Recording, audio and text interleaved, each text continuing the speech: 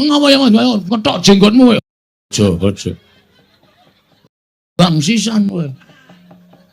Labange ngomong ae sama. Kowe tekan ngene arep ngemaksa karo Bagong. Ora mungkin aku ngiklaske bapakku nyembah karo dewa. Ora mungkin. Ora entuk pelemertangga jiwa ora apa-apa. Ora entuk jamu dipenirmala ora apa-apa. Ning bapakku tetep kajen kelingan. Kuwi ra mengigo pertikele bapakmu to, Ndra. Supaya menungso ning donya iki kabeh do nyembah karo bapakmu.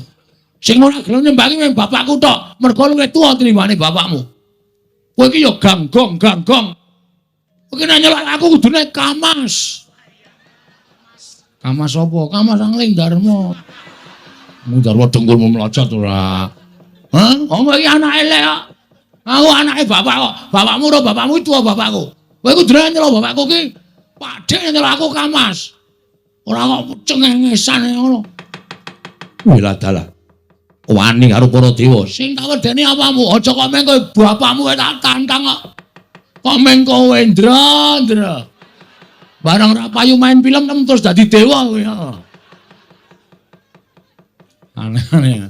Ayo ngejak apa? Ora minggat legandang dening tanganku. Legandang jangan legandang. Begadang jangan begadang. Ora macem-macem ora. Tiba tanganku ora jengkeang mati dening aku. Pangga, ayo nih, ngati-ati lho, Tru. Ya.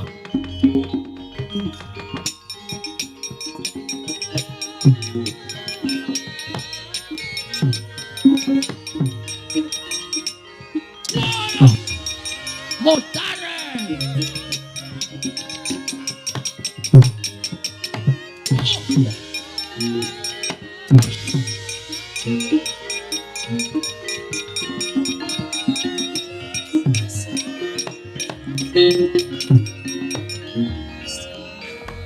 Mungkin nek wani karo bapak iki mesti disangoni aji-aji.